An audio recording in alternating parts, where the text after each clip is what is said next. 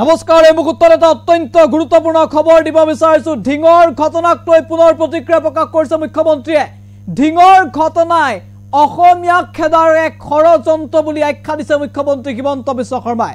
ঢিঙৰ ঘটনাক অসমীয়া খেদাৰ ষড়যন্ত্ৰ আখ্যা দিছে হিমন্ত বিশ্ব শৰ্মাই মুখ্যমন্ত্ৰীৰ মতে অসমীয়া একেলগ নহলে সকলো দুৰ্বল হৈ পৰিব একাংশ লোকে অসমীয়া লোকক খেদিবৰ বাবে এনে ধৰণৰ জঘন্য কাণ্ড সংঘটিত কৰিছে বুলি মন্তব্য কৰিছে হিমন্ত বিশ্ব শৰ্মাই অসমীয়াক ভয় খুৱাই অসমীয়া খেদাৰ ষড়যন্ত্ৰ ৰচনা কৰিছে একাংশই আৰু তাৰে বাবে ঢিঙৰ ঘটনা সংঘটিত হ'ল বুলি উল্লেখ কৰিছে মুখ্যমন্ত্ৰীয়ে সবিশেষ আনি টকছ দৰ্শকৰ বাবে লৈ আহিছো এমতো এটা অত্যন্ত গুৰুত্বপূৰ্ণ খবৰ ঢিঙৰ ঘটনা অসমীয়া খেদাৰ ষড়যন্ত্ৰ অসমীয়া একেলগ নহলে দুৰ্বল হৈ যাব সকলো অসমীয়াৰ মাটি দখল কৰিবলৈ এনে কাণ্ড কৰি আহিছে একাংশই এতিয়া অসমীয়া জাতি একত্ৰিত হৈ থাকিব লাগিব ঢিঙৰ ঘটনাক লৈ প্ৰতিক্ৰিয়া প্ৰকাশ কৰিছে মুখ্যমন্ত্ৰীয়ে যে ঢিঙৰ ঘটনা অসমীয়া খেদাৰ ষড়যন্ত্ৰ এই আখ্যা হিমন্ত বিশ্ব শৰ্মা এই মুহূৰ্তত হিমন্ত বিশ্ব শৰ্মাৰ মন্তব্য আছে ঢিঙৰ ঘটনাক লৈ আগবঢ়াইছে সলিউশন হৈছে এক অসমীয়া জাতি একতা হৈ থিয় দিয়া গতিকে অসমীয়া যেতিয়া একতা হৈ থিয় হৈ থাকিব তেতিয়ালৈকে কতো অসুবিধা নহয় আমি চলি থাকিব পাৰিম কিন্তু আমিয়ে যেতিয়া একতা হৈ নাথাকো তেতিয়া আমি দুৰ্বল হৈ যাম আজি ঢিঙত যদি আপোনালোকে চাই এইটো খালি ঘটনা নহয় অসমীয়া মানুহখিনিক বাৰে বাৰে ভীতিগ্ৰস্ত কৰি থকা হৈছে যাতে শেষ অসমীয়াখিনিও তাৰ পৰা ওলাই আহে এদিন ঢিং অসমীয়া সভ্যতাৰ পীঠভূমি আছিল আজি তাত এতিয়া 10,000 অসমীয়া মানুহ নাই ঢিং টাউনক বাদ দিলে তাত আৰু অসমীয়া মানুহ নাই অথচ গোটেই গাঁওবিলাকৰ নাম চাব গোটেই অসমীয়া নাম গতিকে এই ঘটনাটো অকল ঘটনা বুলি ধৰি নলব ইয়াৰ পিছফালে এটা ডাঙৰ ষড়যন্ত্ৰ আছে বৰপেটাত এটা ঘটনা যদি হয় তাত আপোনালোকে দেখা পাব ঘটনাবোৰ মাৰ্জিনত হয় তাৰমানে যি গাঁৱত ডেমোগ্ৰাফি চেঞ্জ আৰম্ভ হৈছে ঘটনাবোৰ তাতে হৈ থাকে যাতে মানুহবিলাক সোনকালে সোনকালে তাৰ পৰা ওলাই আহে কেইদিনমান আগতে বৰপেটাত এটা ঘটনা হ'ল শ্মশান এখনৰ সন্মুখত গৈ পেলাই তালা মাৰা হুলস্থুল লগাই দিলে কিয় তাত অলৰেডি আমাৰ মানুহে মাটি বিক্ৰী কৰা আৰম্ভ কৰিছে হুলস্থুল লগাই দিলে মানুহে ঘৰ এৰি গুচি আহে তো মাটিখিনি সোনকালে বিক্ৰী হৈ যায় সো ইয়াৰ লগত মাটি বিক্ৰী এটা ডাঙৰ ষড়যন্ত্ৰ লুকাই থাকে আজিয়ে মই আপোনাক কওঁ ঢিঙত যিজনী ছোৱালীৰ লগত ঘটনাটো হ'ল পৰিয়ালটোৱে মোক আজি জনাইছে যে তেওঁলোক আৰু ঢিঙত থাকিব নোখোজে তাৰমানে কি এটা সফল হৈ গ'ল 5 বিঘা মাটি গ'ল আৰু মাটিটো কোনে কিনিব এনেকুৱা অদ্ভুত দাম তেওঁলোকে আগবঢ়াই দিয়ে যি মাটিৰ দাম 5 লাখ টকা 50 লাখ টকা দিম বুলি কৈ দিয়ে তেতিয়া মানুহে আৰু কিমান দেৰি ৰখি থাকিব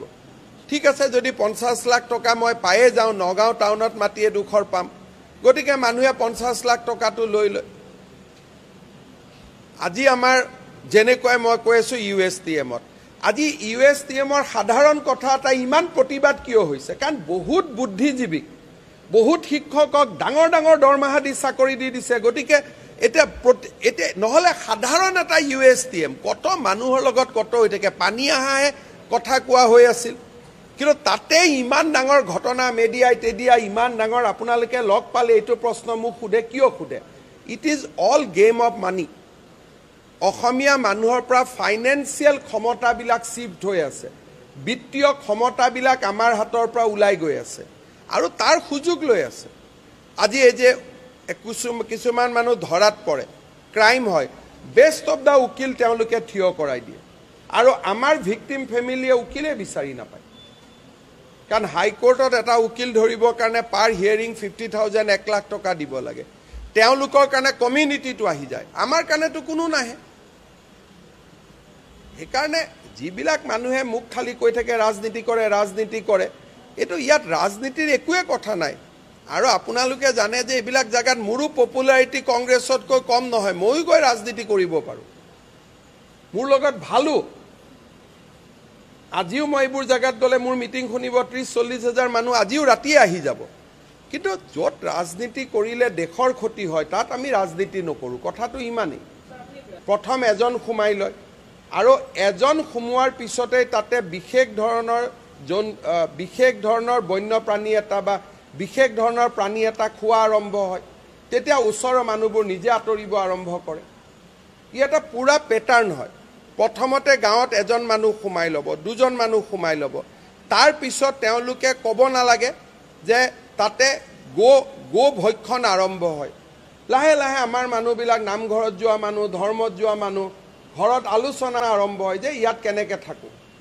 লাহেকৈ তেওঁলোক ওলাই আহিব আৰম্ভ কৰে বৰপেটা মঙলদৈত এইবিলাকে ঘটনা ঘটি আছে প্ৰথমতে দুজন মানুহ সোমালে এটা মানুহজনকতো আমি আইনমতে বাধা দিব নোৱাৰোঁ যে আপুনি ঘৰত এইটো খাব সেইটো নাখাব তেওঁলোকে ঘৰত এটা বিশেষ গো ভক্ষণ কৰিলে চামৰা বা কিবা এটা বস্তু বাহিৰত পৰিলে লাহে লাহে গাঁৱৰ কাষৰ বিধৱা মানুহগৰাকীয়ে খবৰ পালে যে ইয়াততো আমাৰ গাঁৱত গৰু আহি সোমালে গৰু খাইছে পুতেকক কয় বাবা মই আৰু ইয়াত থাকিব ইচ্ছা নাই দে মোক লৈ যা তাৰ পৰাই আৰম্ভ হয় তাৰপিছত লাহেকৈ য'ত নামঘৰত ভাদ মাহৰ নাম হৈছে তাত লাহেকৈ আজান আৰম্ভ হয় তেতিয়া আমাৰ মানুহখিনিয়ে কয় যে যা ইয়াত আৰু থাকিব নালাগে মাটিখিনি বাবা বিক্ৰী কৰ এনেকৈতো বৰপেটা নলবাৰী ধুবুৰীৰ পৰা আমাৰ মানুহবিলাক ওলাই গুচি আহিলে এতিয়া আগত কোনো মুখ্যমন্ত্ৰী এইটো কথা নকৈছিল অন্তত মইতো সাহসেৰে কৈ আছোঁ তাৰ কাৰণে মোক গালিও দিছে কিবাও কৰিছে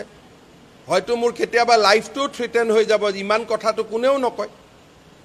কিন্তু মই কৈ আছোঁ যে কাৰণ মই কোৱাটো মই ভাবোঁ এইটো মোৰ দায়িত্ব সেইকাৰণে মই কৈ আছোঁ আৰু ইয়াত ভোটৰ লগত একো কথা নাই ভোটটো মই খুজিলে তাতেও পাই যাম এইবাৰো আপোনালোকে দেখিছে যে মই কৰিমগঞ্জত ভোট খুজিছোঁ মই পাইছোঁ মোৰ এইখিনিও দম আছে তাতে গৈ ভোট লোৱাৰ কিন্তু যেতিয়া এটা অসমখন সঁচাকৈ আজি সংকটত আছে সেইকাৰণে মই ভোটৰ ৰাজনীতিটো কৰিব খোজা নাই ইমানে কথা সলিউশ্যন হৈছে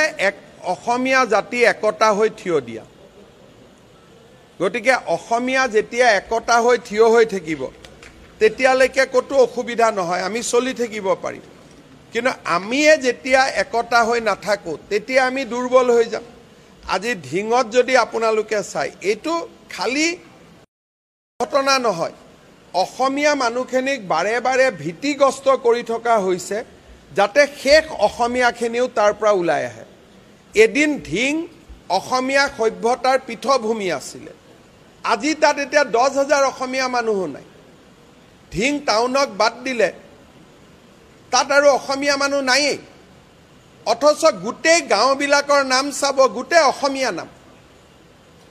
গতিকে এই ঘটনাটো অকল ঘটনা বুলি ধৰি নল'ব ইয়াৰ পিছফালে এটা ডাঙৰ ষড়যন্ত্ৰ আছে বৰপেটাত এটা ঘটনা যদি হয় তাত আপোনালোকে দেখা পাব ঘটনাবোৰ মাৰ্জিনত হয় তাৰমানে যি গাঁৱত ডেমোগ্ৰাফি চেঞ্জ আৰম্ভ হৈছে ঘটনাবোৰ তাতে হৈ থাকে যাতে মানুহবিলাক সোনকালে তাৰ পৰা ওলাই আহে কেইদিনমান আগতে বৰপেটাত এটা ঘটনা হ'ল শ্মশান এখনৰ সন্মুখত গৈ পেলাই তালা মাৰা হুলস্থুল লগাই দিলে কিয় তাত অলৰেডি আমাৰ মানুহে মাটি বিক্ৰী কৰা আৰম্ভ কৰিছে হুলস্থুল লগাই দিলে মানুহে ঘৰ এৰি গুচি আহে তো মাটিখিনি সোনকালে বিক্ৰী হৈ যায় সো ইয়াৰ লগত মাটি বিক্ৰী এটা ডাঙৰ ষড়যন্ত্ৰ লুকাই থাকে আজিয়ে মই আপোনাক কওঁ ঢিঙত যিজনী ছোৱালীৰ লগত ঘটনাটো হ'ল পৰিয়ালটোৱে মোক আজি জনাইছে যে তেওঁলোক আৰু ঢিঙত থাকিব নোখোজে তাৰমানে কি এটা সফল হৈ গ'ল 5 বিঘা মাটি গ'ল আৰু মাটিটো কোনে কিনিব এনেকুৱা অদ্ভুত দাম তেওঁলোকে আগবঢ়াই দিয়ে যি মাটিৰ দাম 5 লাখ টকা 50 লাখ টকা দিম বুলি কৈ দিয়ে তেতিয়া মানুহে আৰু কিমান দেৰি ৰখি থাকিব ঠিক আছে যদি 50 লাখ টকা মই পায়ে যাওঁ নগাঁও টাউনত মাটি এডোখৰ পাম গতিকে মানুহে 50 লাখ টকাটো লৈ লয় আজি আমাৰ যেনেকৈ মই কৈ আছোঁ USTMত আজি USTMৰ সাধাৰণ কথা এটা ইমান প্ৰতিবাদ কিয় হৈছে কাৰণ বহুত বুদ্ধিজীৱীক বহুত শিক্ষকক ডাঙৰ দৰমহা দি চাকৰি দি দিছে গতিকে এটা নহ'লে সাধাৰণ এটা USTM কত মানুহৰ লগত কত হৈ থাকে পানী আহাহে কথা কোৱা হৈ আছিল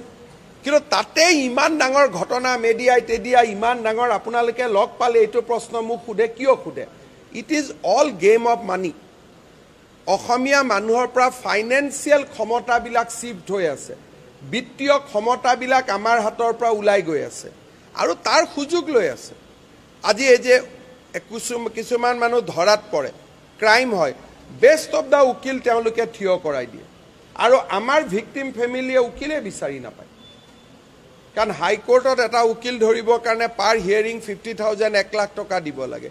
তেওঁলোকৰ কাৰণে কমিউনিটিটো আহি যায় আমাৰ কাৰণেতো কোনো নাহে সেইকাৰণে যিবিলাক মানুহে মুখ খালি কৈ থাকে ৰাজনীতি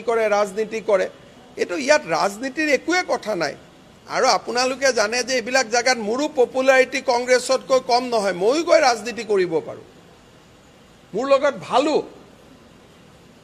আজিও মই এইবোৰ জাগাত গ'লে মোৰ মিটিং শুনিব 30-40 হাজাৰ মানুহ আজিও ৰাতিয়ে আহি যাব কিন্তু য'ত ৰাজনীতি কৰিলে দেশৰ ক্ষতি হয় তাত আমি ৰাজনীতি নকৰোঁ কথাটো ইমানেই প্ৰথম এজন সোমাই লয় আৰু এজন সোমোৱাৰ পিছতে তাতে বিশেষ ধৰণৰ বন্যপ্ৰাণী এটা বা বিশেষ ধৰণৰ প্ৰাণী এটা খোৱা আৰম্ভ হয় তেতিয়া ওচৰৰ মানুহবোৰ নিজে আঁতৰিব আৰম্ভ কৰে ই এটা পুৰা পেটাৰ্ণ হয় প্ৰথমতে গাঁৱত এজন মানুহ সোমাই ল'ব দুজন মানুহ সোমাই ল'ব তাৰ পিছত তেওঁলোকে ক'ব নালাগে যে তাতে গো ভক্ষণ আৰম্ভ হয় লাহে লাহে আমাৰ মানুহবিলাক নামঘৰত যোৱা মানুহ ধৰ্মত যোৱা মানুহ ঘৰত আলোচনা আৰম্ভ হয় যে ইয়াত কেনেকৈ থাকোঁ লাহেকৈ তেওঁলোক ওলাই আহিব আৰম্ভ কৰে বৰপেটা মঙলদৈত এইবিলাকে ঘটনা ঘটি আছে প্ৰথমতে দুজন মানুহ সোমালে এটা মানুহজনকতো আমি আইনমতে বাধা দিব নোৱাৰোঁ যে আপুনি ঘৰত এইটো খাব সেইটো নাখাব তেওঁলোকে ঘৰত এটা বিশেষ গো ভক্ষণ কৰিলে চামৰা বা কিবা এটা বস্তু বাহিৰত পৰিলে লাহে লাহে গাঁৱৰ কাষৰ বিধৱা মানুহগৰাকীয়ে খবৰ পালে যে ইয়াততো আমাৰ গাঁৱত গৰু আহি সোমালে গৰু খাইছে পুতেকক কয় বাবা মই আৰু ইয়াত থাকিব ইচ্ছা নাই দে মোক লৈ যা তাৰ পৰাই আৰম্ভ হয় তাৰপিছত লাহেকৈ য'ত নামঘৰত ভাদ মাহৰ নাম হৈছে তাত লাহেকৈ আজান আৰম্ভ হয় তেতিয়া আমাৰ মানুহখিনিয়ে কয় যে যা ইয়াত আৰু থাকিব নালাগে মাটিখিনি বাবা বিক্ৰী কৰ এনেকৈতো বৰপেটা নলবাৰী ধুবুৰীৰ পৰা আমাৰ মানুহবিলাক ওলাই গুচি আহিলে এতিয়া আগত কোনো মুখ্যমন্ত্ৰী এইটো কথা নকৈছিল অন্তত মইতো সাহসেৰে কৈ আছোঁ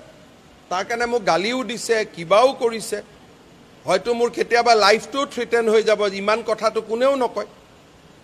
কিন্তু মই কৈ আছোঁ যে কাৰণ মই কোৱাটো মই ভাবোঁ এইটো মোৰ দায়িত্ব সেইকাৰণে মই কৈ আছোঁ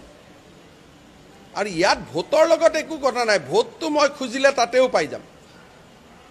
এবাৰো আপোনালোকে দেখিছে যে মই কৰিমগঞ্জত ভোট খুজিছোঁ মই পাইছোঁ মোৰ এইখিনিও দম আছে তাতে গৈ ভোট লোৱা কিন্তু যেতিয়া এটা অসমখন সঁচাকৈ আজি সংকটত আছে সেইকাৰণে মই ভোটৰ ৰাজনীতিটো কৰিব খোজা নাই ইমানে কথা সলিউশ্যন হৈছে অসমীয়া জাতি একতা হৈ থিয় দিয়া গতিকে অসমীয়া যেতিয়া একতা হৈ থিয় হৈ থাকিব তেতিয়ালৈকে ক'তো অসুবিধা নহয় আমি চলি থাকিব পাৰিম কিন্তু আমিয়ে যেতিয়া একতা হৈ নাথাকোঁ তেতিয়া আমি দুৰ্বল হৈ যাম আজি ঢিঙত যদি আপোনালোকে চাই এইটো খালি ঘটনা নহয় অসমীয়া মানুহখিনিক বাৰে বাৰে ভীতিগ্ৰস্ত কৰি থকা হৈছে যাতে শেষ অসমীয়াখিনিও তাৰ পৰা ওলাই আহে এদিন ঢিং অসমীয়া সভ্যতাৰ পীঠভূমি আছিলে আজি তাত এতিয়া 10,000 অসমীয়া মানুহো নাই ঢিং টাউনক বাদ দিলে তাত আৰু অসমীয়া মানুহ নায়েই অথচ গোটেই গাঁওবিলাকৰ নাম চাব গোটেই অসমীয়া নাম গতিকে এই ঘটনাটো অকল ঘটনা বুলি ধৰি নল'ব ইয়াৰ পিছফালে এটা ডাঙৰ ষড়যন্ত্ৰ আছে বৰপেটাত এটা ঘটনা যদি হয় তাত আপোনালোকে দেখা পাব ঘটনাবোৰ মাৰ্জিনত হয় তাৰমানে যি গাঁৱত ডেমোগ্ৰাফি চেঞ্জ আৰম্ভ হৈছে ঘটনাবোৰ তাতে হৈ থাকে যাতে মানুহবিলাক সোনকালে তাৰ পৰা ওলাই আহে কেইদিনমান আগতে বৰপেটাত এটা ঘটনা হ'ল শ্মশান এখনৰ সন্মুখত গৈ পেলাই তালা মাৰা হুলস্থুল লগাই দিলে কিয় তাত অলৰেডি আমাৰ মানুহে মাটি বিক্ৰী কৰা আৰম্ভ কৰিছে হুলস্থুল লগাই দিলে মানুহে ঘৰ এৰি গুচি আহেতো মাটিখিনি সোনকালে বিক্ৰী হৈ যায় সো ইয়াৰ লগত মাটি বিক্ৰী এটা ডাঙৰ ষড়যন্ত্ৰ লুকাই থাকে আজিয়ে মই আপোনাক কওঁ ঢিঙত যিজনী ছোৱালীৰ লগত ঘটনাটো হ'ল পৰিয়ালটোৱে মোক আজি জনাইছে যে তেওঁলোক আৰু ঢিঙত থাকিব নোখোজে। তাৰ মানে কি এটা সফল হৈ গ'ল, 5 বিঘা মাটি গ'ল, আৰু মাটিটো কোনে কিনিব? এনেকুৱা অদ্ভুত দাম তেওঁলোকে আগবঢ়াই দিয়ে, যি মাটিৰ দাম 5 লাখ টকা 50 লাখ টকা দিম বুলি কৈ দিয়ে। তেতিয়া মানুহে আৰু কিমান দেৰি ৰখি থাকিব? ঠিক আছে, যদি 50 লাখ টকা মই পায়ে যাওঁ, নগাঁও টাউনত মাটি এডোখৰ পাম, গতিকে মানুহে 50 লাখ টকাটো লৈ লয়। আজি আমাৰ যেনেকৈ মই কৈ আছোঁ USTMত, আজি USTMৰ সাধাৰণ কথা এটা ইমান প্ৰতিবাদ কিয় হৈছে? কাৰণ বহুত বুদ্ধিজীৱীক, বহুত শিক্ষকক ডাঙৰ ডাঙৰ দৰমহা দি চাকৰি দি দিছে। গতিকে এতিয়া নহ'লে সাধাৰণ এটা USTM কত মানুহৰ লগত কত হৈ থাকে, পানী আহাহে কথা কোৱা হৈ আছিল, কিন্তু তাতে ইমান ডাঙৰ ঘটনা মেডিয়াই তেডিয়া ইমান ডাঙৰ। আপোনালোকে লগ পালে এইটো প্ৰশ্ন মোক সোধে, কিয় সোধে? It is all game of money. Asomiya মানুহৰ পৰা ফাইনেন্সিয়েল ক্ষমতাবিলাক শিফ্ট হৈ আছে, বিত্তীয় ক্ষমতাবিলাক আমাৰ হাতৰ পৰা ওলাই গৈ আছে, আৰু তাৰ সুযোগ লৈ আছে। আজি এই যে কিছুমান মানুহ ধৰাত পৰে, ক্ৰাইম হয়, বেষ্ট অফ দ্য উকিল তেওঁলোকে থিয় কৰাই দিয়ে, আৰু আমাৰ ভিক্টিম ফেমিলিয়ে উকিলে বিচাৰি নাপায়। কাৰণ হাইকোৰ্টত এটা উকিল ধৰিবৰ কাৰণে পাৰ হিয়াৰিং 50,000 1 লাখ টকা দিব লাগে। তেওঁলোকৰ কাৰণে কমিউনিটিটো আহি যায়, আমাৰ কাৰণেতো কোনো নাহে। সেইকাৰণে যিবিলাক মানুহে মুখ খালি কৈ থাকে ৰাজনীতি কৰে, এইটো ইয়াত ৰাজনীতিৰ একোৱে কথা নাই। আৰু আপোনালোকে জানে যে এইবিলাক জাগাত মোৰো পপুলাৰিটি কংগ্ৰেছতকৈ কম নহয়, ময়ো গৈ ৰাজনীতি কৰিব পাৰোঁ, মোৰ লগত ভালো। আজিও মই এইবোৰ জাগাত গ'লে মোৰ মিটিং শুনিব 30-40 হাজাৰ মানুহ আজিও ৰাতিয়ে আহি যাব। কিন্তু য'ত ৰাজনীতি কৰিলে দেশৰ ক্ষতি হয় তাত আমি ৰাজনীতি নকৰোঁ, কথাটো ইমানেই। প্ৰথম এজন সোমাই লয়, আৰু এজন সোমোৱাৰ পিছতেই তাতে বিশেষ ধৰণৰ বন্যপ্ৰাণী এটা বা বিশেষ ধৰণৰ প্ৰাণী এটা খোৱা আৰম্ভ হয়, তেতিয়া ওচৰৰ মানুহবোৰ নিজে আঁতৰিব আৰম্ভ কৰে। ই এটা পুৰা পেটাৰ্ণ হয়। প্ৰথমতে গাঁৱত এজন মানুহ সোমাই ল'ব, 2জন মানুহ সোমাই ল'ব, তাৰ পিছত তেওঁলোকে ক'ব নালাগে যে তাতে গো ভক্ষণ আৰম্ভ হয়। লাহে লাহে আমাৰ মানুহবিলাক নামঘৰত যোৱা মানুহ, ধৰ্মত যোৱা মানুহ, ঘৰত আলোচনা আৰম্ভ হয় যে ইয়াত কেনেকৈ থাকোঁ। লাহেকৈ তেওঁলোক ওলাই আহিব আৰম্ভ কৰে। বৰপেটা, মঙলদৈত এইবিলাকে ঘটনা ঘটি আছে। প্ৰথমতে 2জন মানুহ সোমালে, এতিয়া মানুহজনকতো আমি আইনমতে বাধা দিব নোৱাৰোঁ যে আপুনি ঘৰত এইটো খাব সেইটো নাখাব। তেওঁলোকে ঘৰত এটা বিশেষ গো ভক্ষণ কৰিলে, চামৰা বা কিবা এটা বস্তু বাহিৰত পৰিলে। লাহে লাহে গাঁৱৰ কাষৰ বিধৱা মানুহগৰাকীয়ে খবৰ পালে যে ইয়াততো আমাৰ গাঁৱত গৰু আহি সোমালে, গৰু খাইছে। পুতেকক কয়, বাবা মই আৰু ইয়াত থাকিব ইচ্ছা নাই দে, মোক লৈ যা। তাৰ পৰাই আৰম্ভ হয়। তাৰপিছত লাহেকৈ য'ত নামঘৰত ভাদ মাহৰ নাম হৈছে তাত লাহেকৈ আজান আৰম্ভ হয়, তেতিয়া আমাৰ মানুহখিনিয়ে কয় যে যা ইয়াত আৰু থাকিব নালাগে, মাটিখিনি বাবা বিক্ৰী কৰ। এনেকৈতো বৰপেটা, নলবাৰী, ধুবুৰীৰ পৰা আমাৰ মানুহবিলাক ওলাই গুচি আহিলে। এতিয়া আগত কোনো মুখ্যমন্ত্ৰী এইটো কথা নকৈছিল, অন্ততঃ মইতো সাহসেৰে কৈ আছোঁ। তাৰ কাৰণে মোক গালিও দিছে, কিবাও কৰিছে, হয়তো মোৰ কেতিয়াবা লাইফটোও থ্ৰেটেন হৈ যাব, ইমান কথাটো কোনেও নকয়। কিন্তু মই কৈ আছোঁ যে কাৰণ মই কোৱাটো মই ভাবোঁ এইটো মোৰ দায়িত্ব, সেইকাৰণে মই কৈ আছোঁ। আৰু ইয়াত ভোটৰ লগত একো কথা নাই, ভোটটো মই খুজিলে তাতেও পাই যাম। এইবাৰো আপোনালোকে দেখিছে যে মই কৰিমগঞ্জত ভোট খুজিছোঁ, মই পাইছোঁ, মোৰ এইখিনিও দম আছে তাতে গৈ ভোট লোৱাৰ। কিন্তু যেতিয়া এটা অসমখন সঁচাকৈ আজি সংকটত আছে, সেইকাৰণে মই ভোটৰ ৰাজনীতিটো কৰিব খোজা নাই, ইমানে কথা।